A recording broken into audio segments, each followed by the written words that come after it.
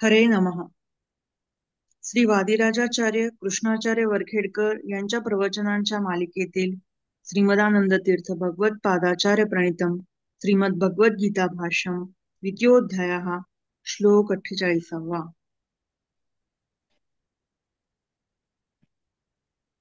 देवं मत्वा सर्वभूतेषु परिपूर्णं गुरुंश्चां गीतार्थं वक्ष्यामि देवतः भक्तधर्मज्ञानरोगकृपालुभिर्ब्रह्मरुद्रेन्द्रादिभिरर्चितो भगवान् व्यासत्वेन अवततार तस्य इष्टानिष्टप्राप्तिपरिहारे परिहार साधन आदर्शनात् वेदमुक्त अज्ञानाच्च संसारे दृश्यमानानां वेदानधिकारिणां श्रीशूद्रादीनां च धर्मज्ञानद्वारा मोक्षो भवेत् इति कृपालुः सर्ववेदार्थोपमेतान् तदनर्थ केवल ईश्वरज्ञानदृष्टार्थयुक्तान् च सर्वप्राणिनाम् अवगाह्य अनवगाह्य रूपां केवल भगवत्स्वरूपपरां परोक्षार्थां महाभारतसंहिताम् अटीकृपत। ओं धृतराष्ट्रोवाच धर्मक्षेत्रे कुरुक्षेत्रे समवेतायुत्सवः मामकाः पाण्डवाश्चैव किमकुर्वत संजय। श्रीभगवानुवाच अशोच्यानन्न शोचस्त्वं प्रज्ञावादांश्च भाषसे कटासून् अगतासून् च नाशोचन्ति परिवृताः।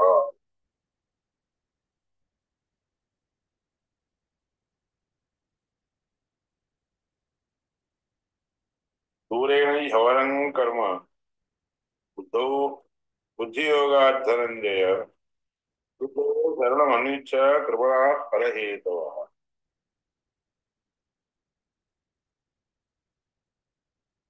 ज्ञानाचे फल काय आहे हे सांगितलं आहे.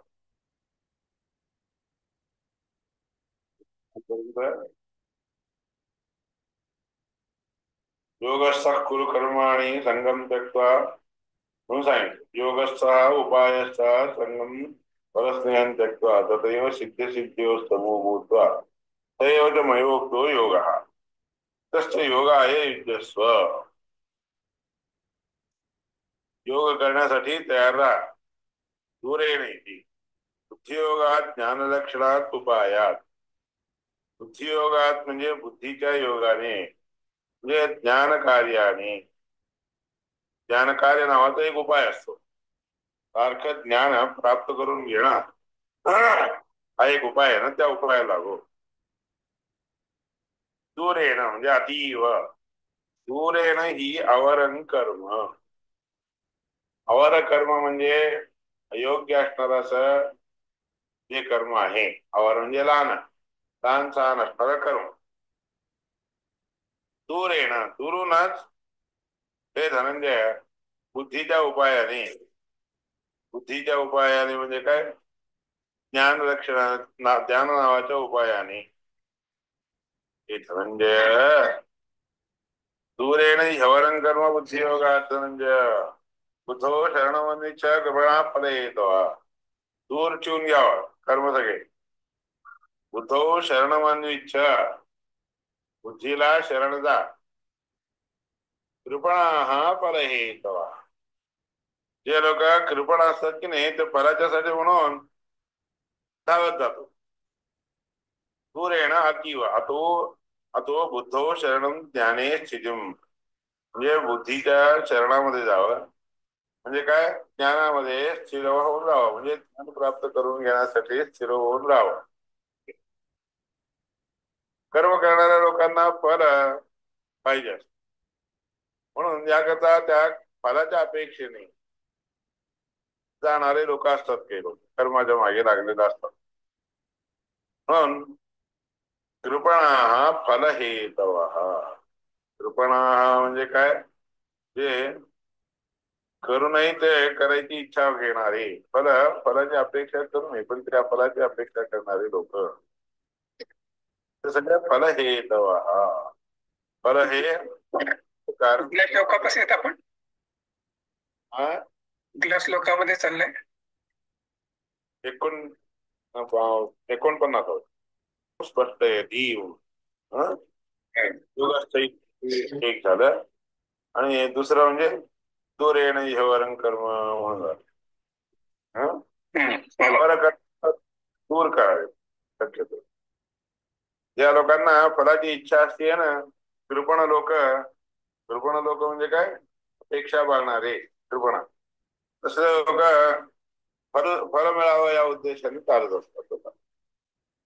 म्हणून त्या दोन्ही गोष्टी कशा कराव्या, दूर सरकवावे. बुद्धियुक्त आता ज्ञानाचे फळ काय आहे हे सांगायला आलेले आहेत बरं का. 50व्या श्लोकामध्ये ज्ञान फलम आह, ज्ञानाचे फळ काय आहे. बुद्धियुक्त इति, बुद्धियुक्तो जहातीय उभे सुकृत सुश्रुते तस्मात् योगाय योग कर्मसु कौशलम. बुद्धियुक्त म्हणून श्लोक आहे 50वा. सुकृतमपि अप्रियम मानुष्यादि फलम जहात. पहा, अप्रिय असणारे असे सुकृत देखील असतात, सत्कर्म असतात. सत्कर्म न आवडणारे देखील सत्कर्म असतात. त्या सत्कर्माच्या आचरणाने काय होतं, मनुष्य अधिक फल मिळतं, म्हणजे मनुष्य जन्म इत्यादी प्राप्त होत. मोठं फल नसते ते. मनुष्य जन्म प्राप्त होणं म्हणजे काय फार मोठं फळ नाहीये. न बृहत फलमपि उपासनादि निमित्तम. म्हणजे हे मोठे मोठे असे जे फळ मिळतात की नाही, ते उपासनेने मिळतात असं नाहीये. म्हणून काही काही कर्म न सोडता येणारे असतात की नाही, तसे कर्म आपण करतो. ते केल्यामुळे मनुष्यादी जन्म प्राप्त होतो. मनुष्यादी जन्म प्राप्त होणं म्हणजे बाहेर मोठं फळ मिळून घेत असं समजू नका. न हास्य कर्म क्षीयते, हास्य कर्म न क्षीयते. खरं सांगायचं म्हणजे व्यक्तीने कोणत्याही माणसाने केलेले कर्म नष्ट होत नाही बरं का. अविदित्वा असून लोके जुहोती यजते तपस्तप्यते बहूनि वर्ष सहस्राण्यंत अंतवदेवाच तद्भवती. वेद आहे. वेदामध्ये काय सांगितलं, अविदित्वा म्हणजे न जाणता, अस्मिन लोके ह्या भूलोकावर न जाणता व्यक्ती यज्ञ करतो. जुहोती यजते आहुती घालतो, यज्ञ करतो, तपश्चर्या करतो. तपहा तप्यते म्हणजे काय, तपश्चर्या करतो. ते बहूनी वर्ष आणि वर्षापर्यंत हे करत राहतो. पण तो जे फळ असते की नाही, ते अंतवदेव असते तत्भवती. हे फळ कसं असते, अंतवदेव. आज नाही उद्या नष्ट होणार असते. क्षीणे पुण्येन मर्त्य लोकम विशंती. सर्व लोकांमध्ये भोगतो, नंतर जे पुण्य आपण संपादन केलेलं असते ते संपलं, नष्ट झालं म्हणजे की पुन्हा भूलोकावर येत सांगितलं रे ह्या श्रुतीमध्ये. आता हा कर्मक्षय श्रुती अज्ञानी विषया सर्वत्र, म्हणून ज्या केलेल्या कर्माचा नाश होतो, क्षय होतो, तसले कर्म करण्याबद्दल सांगितलेली किंवा करा म्हणून सांगितलेली जी श्रुती असते की नाही, जे वेद असतात की नाही, अज्ञानी विषया अज्ञानी लोकांच्यासाठी म्हणून सांगितलेलं आहे. ज्ञान युक्त असणाऱ्या लोकांनी ते करत बसायचं नसतं का. उभय क्षय श्रुतीरपी अनिष्ट विषया, दोन्ही प्रकारचे नाश ज्या वेद विहित सांगितलेल्या कर्मामध्ये प्राप्त होत, हे अनिष्टाला कारण होतं बरं का. नाही इष्टपुण्यक्षय किंचित प्रयोजनम. आपल्याला आवडतं इष्ट असणार जे पुण्य असते, ते पुण्य नष्ट झालं तर काहीतरी प्रयोजन मिळतं का, तर त्याने काही प्राप्त होतं का तुम्हाला. म्हणजे इष्टनाशो ज्ञानिनो युक्ता. ज्ञानवान लोकांना आपल्याला पाहिजे असलेली गोष्ट नष्ट व्हावी अशी इच्छा नसते ना. आपल्याला आवडती गोष्ट नष्ट व्हावी असं ज्ञानी लोकांना वाटत नसते. पण अज्ञानी लोकांना मात्र ते चांगलं आहे असं वाटतं. म्हणून आता हा कर्मक्षय श्रुती अज्ञानी विषया सर्वत्र अज्ञानी लोकांच्यासाठी आहे. इष्टपुण्य क्षय होणं त्याने काही प्रयोजन नाही बरं का. म्हणून इष्टनाश म्हणजे ज्ञानी लोकांना नष्ट म्हणजे ज्ञानी लोकांना चांगलं वाटत नसतं. इष्टाश्च केचित विषय हा इष्ट असणारे आपल्याला पाहिजे असणारे आवडते असणारे काही विषय असतात बरं का. तर यदि पितृलोक कामो भवती संकल्पादेवास्य पितरः समुच्यते. एखाद्या व्यक्तीला पितृलोकाची कामना असेल तर पितृलोक मिळावा अशी इच्छा असेल तर त्याने पितृलोकांच्या बद्दल संकल्प करून पितृलोकांची समुत्तिष्ठन्ति म्हणजे काय पितृलोकांची उपासना करायला जातात. पितृलोक म्हणजे पितृगण प्रसन्न होतात आणि त्यांनी केलेल्या संकल्पाच्या प्रकारे प्रसन्न झालेल्या पितृलोकांना आनंद होतो आणि ते लोक लोक त्यांना देतात. चंद्रलोक उभे प्रजापते सभाम वेश्म प्रपद्ये. मला प्रजापतीच्या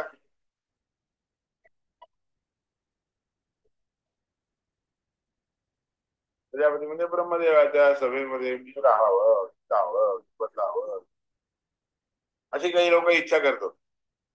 यशोहम भवानी ब्राह्मणानाम. काही लोकांना काय इच्छा असते म्हणजे मी सगळ्या ब्राह्मणांच्या मध्ये कीर्तवान व्हावं अशी इच्छा असते. आणि त्यासाठी म्हणून वेदमंत्र देखील सांगितलेलं आहे. माधवानानाम सपत्नानाम विशासनीम हंतारम शत्रूणाम कधी विराजम गोपतिंगवा म्हणून हा मंत्र आहे. मंत्राचा जप केला म्हणजे सगळ्या ब्राह्मणामध्ये चांगला श्रेष्ठ जाणता ब्राह्मण होतो. वेदात सांगितलेलं आहे. आणि तसं केलं म्हणजे सर्वश्रेष्ठ ब्राह्मण होतो. ज्ञानी ब्राह्मण होतो बरं का. अशी काही हे सगळे चांगले आहेत की तुम्हाला आवडणारे सगळ्यांना गोष्टी त्याच्यामध्ये मिळतात. स्त्री भिरवा या नैर्वा ज्ञाती भिरवा मी स्त्रियांच्या बरोबर हिंडावं अशी इच्छा होत असते बरं का. या नैर्वा अनेक वाहनामध्ये हिंडावं किंवा विमानाधिकामध्ये हिंडावं. त्या ज्ञाती लोकांच्या बरोबर मी म्हणजे संबंधी लोकांच्या बरोबर मी फिरावं असे हे सगळे इष्ट असणाऱ्या गोष्टी आहेत. अस्मात् जीव आत्मनो यद्यत् कामयते तत्तत् सृजते. अशा या कामनेने जे काही मनुष्य व्यक्ती उपासना करतो की नाही त्या उपासना केल्यामुळे त्याला त्याला त्या त्या कामनेप्रमाणे गोष्टी त्याला प्राप्त होतात मिळतात बरं का. कामांनी कामरूप जनसंचरण कामना केल्या असताना निकामरूपी कामना तसल्या कामना न म्हणजे करू देखील नाही बरं का.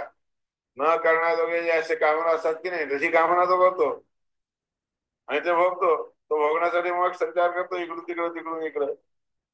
तर एकदा होती एक प्रकाराने येतो दुसऱ्या प्रकाराने येतो तिसऱ्या प्रकाराने येतो अनेक रूपाने येऊन भोग घेतो बरं का असं श्रुतीमध्ये सांगितलं आहे. कारण आत्मसुख कसे असतात 4 प्रकारचे असतात. बहुतेक आत्मसुखस्य इष्टत्वात कर्मसुखे न विरोधा. ते सगळे पुन्हा पुन्हा एक झालं की दुसरं झालं की तिसरं अशा प्रकारचे इष्ट असणाऱ्या गोष्टी असतात. आवडत्या गोष्टी असतात. म्हणून त्या कर्मांची सुखाची कर्मरूपी सुखांत म्हणजे सुखांचा केव्हाही पण अनुभव घ्यावा अशी इच्छा होत असते बरं का. म्हणजे याकडे विरोध नाहीये. आणि तू अनुभव सगळे अनुभवावेत आपण अशी माणसाला जी इच्छा होती की नाही भगवंताच्या इच्छेनेच होत असते. अनुभव शक्तीश्च ईश्वर प्रसादात. परमात्म्याच्या प्रसादाने ते सगळ्या अनुभवांचा अनुभव घेण्याची शक्ती देखील येते. अनुभव प्राप्त करून घेण्यासारखं देखील होत बरं का. श्रुतेश्च म्हणून वेदामध्ये सगळीकडे आपल्या ब्रह्मसूत्रामध्ये श्रुतेश्च हे गोष्टी सगळ्या श्रुतीमध्ये सांगितल्या आहेत, वेदामध्ये सांगितल्या. आपला हा शरीर पडायच्या आधी बघतो काय सुख वगैरे, जोपर्यंत आपलं हे शरीर आहे तोपर्यंत बघतो की शरीर एकदा निघून गेल्यानंतर शरीर पाच झाल्यावर ते सगळे काय अनुभवाला येतात काय?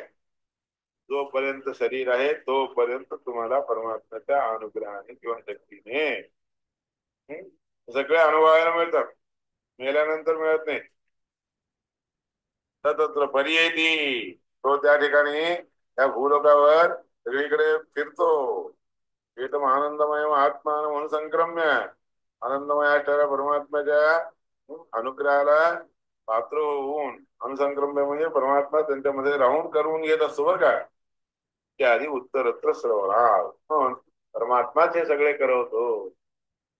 मला जे काही देह अपत्य कलत्र आदी सुख प्राप्त होतात ते सगळे त्या संपर्कात प्रिया आसन परमात्म्याच्या अनुग्रहामुळेच ते सगळे प्रिय होतात आपल्याला. इत्यादी उत्तर श्रवण ते एकीभूत एव ब्रह्मणासह हा सगळ्या गोष्टी एकवटून एकाच वेळेस भोगतो असं नाही आहे बरं का. एकीभूय एव ब्रह्मणासह इथं ब्रह्मणासह म्हणून वाक्य परमात्म्याच्या बरोबर मिळून, परमात्म्याच्या बरोबर म्हणजे परमात्माच होऊन भोगतो असं थोडंच आहे ते. परमात्मा त्याच्यामध्ये राहतो आणि त्याला सगळं भोगायला देतो. अनंत शक्तीने युक्त असणारा परमात्म्याच्या अनुग्रहाने त्याला प्राप्त होत असतो. मग्नस्य हि परे ज्ञानी किं न दुःखतरं भवेद. जो अज्ञानामध्ये रखडला जातो की नाही, अज्ञानामध्ये अडकला जातो की नाही, तो त्याला दुःख असतं असं काय सांगा बरं. त्याच्याहून जास्त दुःख काय? अज्ञानाने मनुष्य युक्त होणं नावाचं एक मोठं दुःख आहे. अज्ञानाने घेरलं जाणं म्हणून इत्यादी निंदनान मोक्ष. मोक्ष तुम्हाला जर पाहिजे असेल तर त्या धर्मामध्ये मोक्षासाठी केले जाणारे जे धर्म असतात त्या धर्माच्या कारणामध्ये प्रसंगामध्ये हे अज्ञानाने युक्त असणारे असे प्राप्त होणारे जे दुःख आहे की नाही, त्या दुःखांचा त्याग करावा लागतो असं सांगितलं. परिहारे पृथक भोगाभिधानाच्या शुकादीनां पृथक दृष्टी. हे परिहार केले, दूर सरकवले तर पृथक वेगळ्या प्रकारचं सुख तुम्हाला प्राप्त होत असतं. मोक्षाला मिळणार किंवा मोक्षामध्ये मिळणार सुख काही मिळत नाही बरं का. ते सुखाधिक जे असतात त्या लोकांना देखील सुख प्राप्त होत असतं. ते त्यांना जे सुख प्राप्त होत असते ते सुख वेगळं, आपल्याला मिळणारं सुख वेगळं. म्हणून जगत व्यापार वर्जित असणारे असे जे काही गोष्टी आहेत, ऐश्वर्य इत्यादी इत्यादी रूपी ऐश्वर्याधिक जे काही मिळतात ती देखील मर्यादा दाखवलेली आहे बरं का. किती आनंद भोगावा, किती सुख भोगावं त्याच्यासाठी मर्यादा असते. मर्यादा ओलांडली म्हणलं तर मग तो दुःखामध्ये आसक्त होतो, रखडला जातो म्हणून दाखवले. जगत व्यापार म्हणजे ऐश्वर्य मर्यादो. जगत व्यापार सोडून दुसरे जे काही गोष्टी आहेत त्या ऐश्वर्याच्या मदामुळे किंवा ऐश्वर्याच्या ह्याच्यामुळे भोगलं जात. इदम ज्ञान उपाश्रित्य मम साधम्यता विमागता. असलं हे ज्ञान आश्रय करून घेऊन म्हणजे परमात्म्याचं ज्ञान ठेवून घेऊन समान असणाऱ्याचे सुख मिळावे या उद्देशाने लोक प्रयत्नशील होत असतात बर का. ज्ञानोपाश्रित्य मम साधम्य मागता. मम ज्ञानाच्या साधम्य म्हणजे समान धर्माने युक्त असणारं ज्ञान मला मिळावं असे पाहत असणारे लोक असतात बर का. उपाधिनाशे नाशाच्य प्रतिबिंबस्य. उपाधी नष्ट झाली की प्रतिबिंब नष्ट होऊन जातो. सूर्यबिंब नष्ट झालं किंवा अस्ताला गेला की प्रतिबिंब सूर्याचं जे पडलेलं असते ते देखील नष्ट होऊन जातं.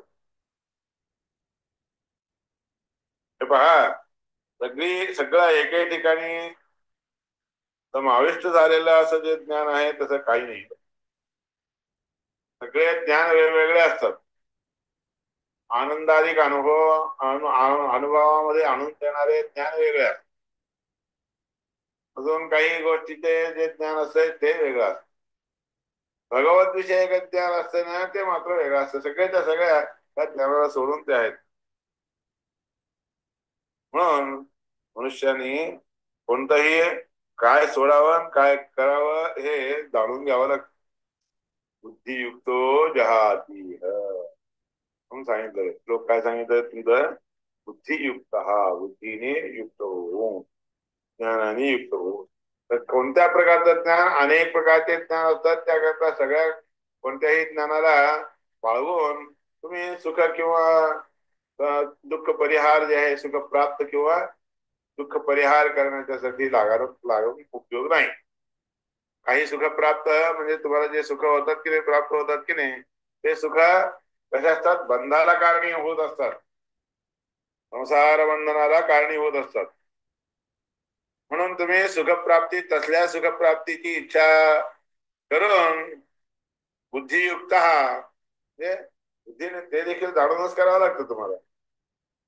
पण सत्कर्म काय आहे दुष्कर्म काय आहे हे जाणून घेऊन तुम्ही सत्कर्म तसं काही संसार बंधक असणारे जे सत्कर्म आहे हे किंवा दुःखदायक असणारे असे जे असतात ते सगळे सोडून द्यावेत असा अर्थ अभिप्राय.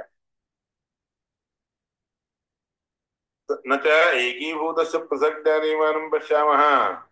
सगळं एकूटून असलेल्या अशा वेगवेगळ्या ज्ञानाचं सगळे वेगवेगळे ज्ञान म्हणजे एकच ज्ञान असं समजू नका. आसम दुःखी नासमिती, मी दुःखी होतो इतके दिवस, आता मला दुःख नाहीये ते असं जे तुम्हाला ज्ञान होतं की नाही ते ईश्वर ज्ञानापेक्षा विरुद्ध असणारं वेगळं ज्ञान आहे बरं का. त्याच्याने ईश्वर ज्ञान तुम्हाला मिळाल्यासारखं होत नाही. या रूपाने मी सुख भोगलो, या रूपाने मी दुःख भोगलो, अशा प्रकारचे सगळे ज्ञानामध्ये वेगळे वेगळे वैचित्र्य असल्या कारणाने अनेक रूप त्याच्यामध्ये असल्या कारणाने भेद बाबा ते सगळे ज्ञान एकच की हो असं म्हणू नका. प्रतिबिंबस्य बिंबैक्यम लोके पश्यामः. या लोकांमध्ये प्रतिबिंब आणि बिंब दोन्ही एकच असतंय असं कधी दिसतं का तुम्हाला?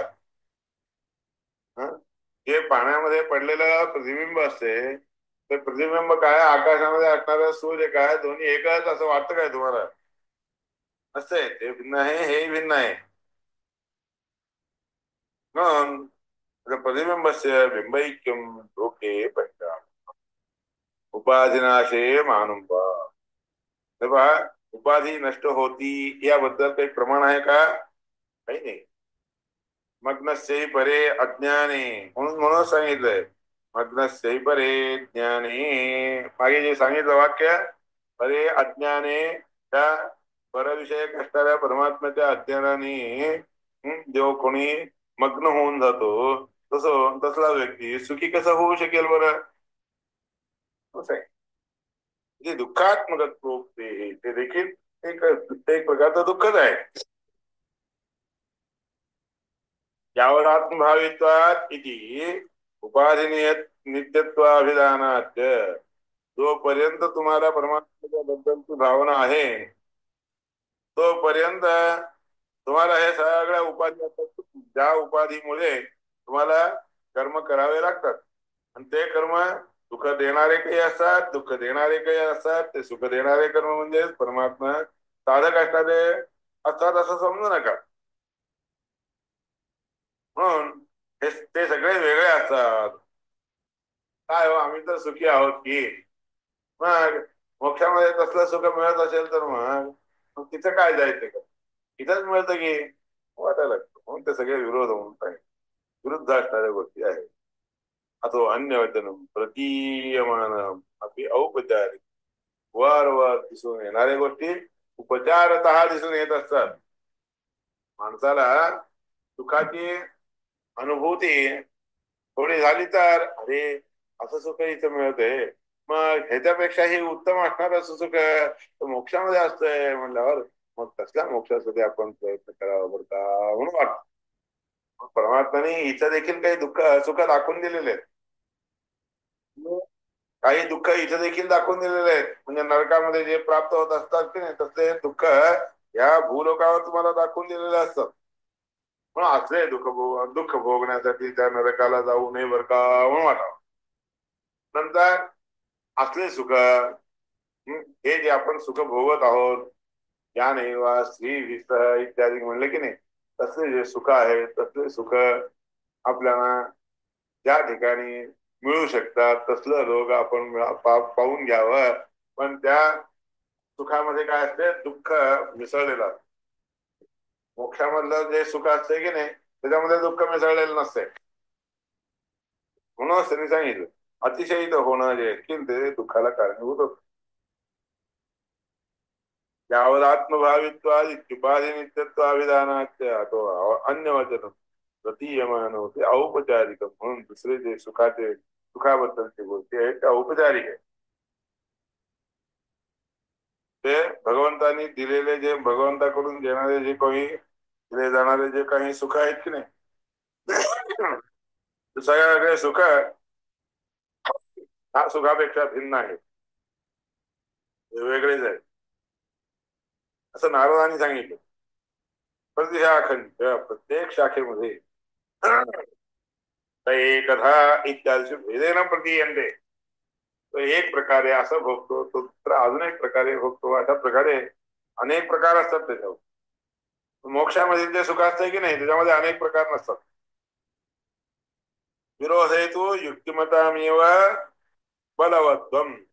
जर विरोध येत असेल तर युक्ती म्हणजे योगाने जे समजून असतात किंवा युक्तिपूर्वक न्याय अनुमानाधिकांनी जे समजून घेतले असतात ते श्रेष्ठ असतात. कोणत्या कोणत्या युक्ती मग्न सही परे ज्ञानी म्हणून सांगितलं. अज्ञानामध्ये जो कोणी मग्न असतो त्याला खरं दुःखी म्हणतात बरं का. तो जलैकी भाव वेद देवी भाव जलैक भाववत एकी भावा. पाण्यामध्ये दुसरं पाणी घातलं असताना कसं ते पाणीच होऊन जातं त्याप्रमाणे मी जे काही सुख भोगलेले असतात ते सगळे सुख मुक्त झाल्यानंतर त्या मोक्षामध्ये देखील आज मिळणाऱ्या सुखामध्ये मिसळून जातात का. हे सुख वेगळं हे सुख वेगळं बरं का. यथोदकं शुद्धे शुद्धम नद्यापः इत्यादी ते दृष्टांत रूपाने सांगितले तसं नाही.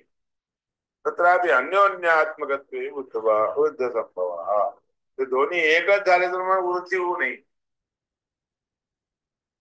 अस्थिच्या ईशात समुद्रे द्वारी. समुद्राच्या महाद्वारावर म्हणजे मुखावर गंगेचं पाणी जात असते. गंगेचं पाणी त्याच्यात मिसळलं की तिथं अभिवृद्धी दिसून येत असते बरं का. तिथं जशी अभिवृद्धी दिसून आली तसं दुसरीकडे देखील अभिवृद्धी दिसून येत असेल म्हणाल तसं नाही. एव आपो ददौ तस्य स ऋषिशंसितौ रतः. महाकुर्म पुराणामध्ये सांगितलं त्या ऋषींनी प्रशंसा केलेल्या त्या परमात्म्याला सारखं प्रशंसा करत असतात का.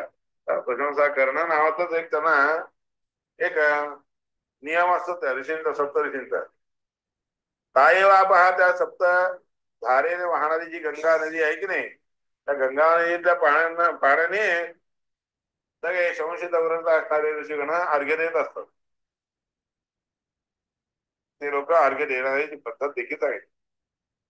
समर्थान भेद समर्थ लोकांना भिन्न भिन्न असणार असं त्यांना कळत असतं. आपण कोणतं पाणी अर्घ्य सोडायला द्यावं हे त्यांना माहित असत. दुसऱ्या ज्या पाण्याने अर्घ्य देऊ नये तसलं पाणी घेऊन त्यांनी अर्घ्य देत नसतात काय गंगेच्या पाण्याने देत असतात म्हणून सांगितलं. ब्रह्म ईशान इत्यादी सुर देवता लोकांना हे सगळं प्राप्त होतं असं समजू नका. काही लोकांना ज्ञानी लोकांना हे प्राप्त होत असते म्हणून नाही. येते परम कैवल्यम इत्यादी निषेध केलेला आहे. कैवल्य पद ज्यांना पाहिजे असते ज्यांना मिळायचं असते त्यांची योग्यता असते तसे लोकच हे काय करू शकतात बरं का. नारदीय पुराणामध्ये देखील सांगितलं. विचारश्च निर्णय तुझो मोक्ष. विचारपूर्वक हा निर्णय मोक्षशास्त्रामध्ये केलेला आहे. बलवांच विचारू निर्णयो वाक्य मात्र. विचार श्रेष्ठ असतो, निर्णय देखील वाक्यावरून वेदवाक्याला अनुसरून श्रेष्ठ असणारा निर्णय घ्यावा. तो यत्र नान्यत पश्यती इत्यादी. म्हणून ज्या वेदशास्त्राने चालणारे लोक असतात ते दुसरे जे गोष्टी असतात वेदामध्ये विहित नसणारे, वेदात न सांगितलेल्या गोष्टी कधीही करायला जात नाही. म्हणून परमात्म्याच्या हातात असते, कोणाला ज्ञान द्यावं इत्यादी वाची. अन्यथा असं जर नसतं असतं तर काय झालं असं, ऐश्वर्य आधी कसं होतं, त्याचं ऐश्वर्य थोडं कमी, हे तर ऐश्वर्य जास्त वगैरे कसं होईल, सगळं दिसून येतं. म्हणजे परमात्म्याच्या आधी नसतं ते, एवढंच त्याला द्यावं तेवढंच द्यावं, कारण परमात्म्याला माहित असते. म्हणून ते सगळं मायेने परमात्मा करतो असं म्हणून नाही. तत्रैव हे जाते, आणि त्याला अभिवृद्धी झाली त्याला नाही झालं असं म्हणून त्याच्यामध्ये त्याच वाक्यामध्ये श्रुती वाक्यामध्ये न ह वै स शरीरस्य. शरीरयुक्त असणाऱ्या व्यक्तीला ते सगळे प्राप्त होतात, पण शरीर नसलेल्या व्यक्तीला हे होत नसतात म्हणून सांगितले. सगळं मोक्षामध्ये शरीर नसतंय, तर हिचं मात्र शरीर असते. त्या शरीराने प्राप्त होणारे जे काही सुख आहेत ते सगळे कसे असतात, विलक्षण रूपाने असतात. म्हणून वैलक्षण्यात शरीराम अभौतिकानि हितानि नित्योपाधि निर्मितानि ईश्वर शक्त्या. त्या मोक्षामध्ये कसे असतात, भौतिक शरीर नसतात, नित्य उपाधीने निर्माण केलेले अशा प्रकारचे नसतात, ईश्वर शक्तीने तयार झालेले शरीर असतात. तिथं मोक्षात ते शरीर वेगळे, तिथले शरीर वेगळे, त्या शरीरात भोगायचे या शरीराने भोगला तिथं भोगली. आणि ते सगळी ती सगळी भोगायची शक्ती जी आहे की नाही, भगवंताच्या अनुग्रहाने आपल्याला प्राप्त होते. सांगितलं शरीर जायते तेषां षोडश कलयैव गर्भामध्ये शरीर हे कसल्या प्रकारचे प्राप्त होत असतात दिलेलं आहे बरं का. त्यावेळी नारायण अष्टाक्षर कल्पामध्ये सांगितलेल्या गोष्टीपर्यंत आज विषय झाले. वदंतीच्या लौकिकात वैलक्षण्ये अभाव शब्दवत. म्हणून बुद्धियुक्तो जहातीह हे सुकृते सांगितलेल्या त्या भागाचा, एवढ्या भागाचा विस्तार या ठिकाणी सगळं सांगितलेलं आहे. अजूनही तस्मात योगाय युजस्व योग कर्मसु कौशलम म्हणून 50वा श्लोक जो ऐक नाही विस्ताराने स्पष्टीकरण करून सांगितलेलं आहे. आज शरीराच्या बद्दल जे सांगितलं म्हणतात हे त्या ठिकाणी असणाऱ्या लोकांचं शरीर भौतिक असतं, आणि त्या मोक्षामध्ये असणाऱ्या लोकांचं शरीर भौतिक नसतं. त्या शरीरात या शरीरात काय व्यत्यास असतो, तो ते जे शरीर असते ते भगवंताचे सामर्थ्याने आपल्याला मिळालेले शरीर असते, ते नष्ट वगैरे इत्यादी होत नसतं.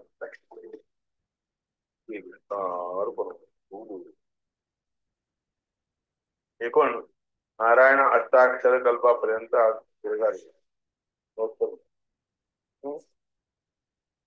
अरे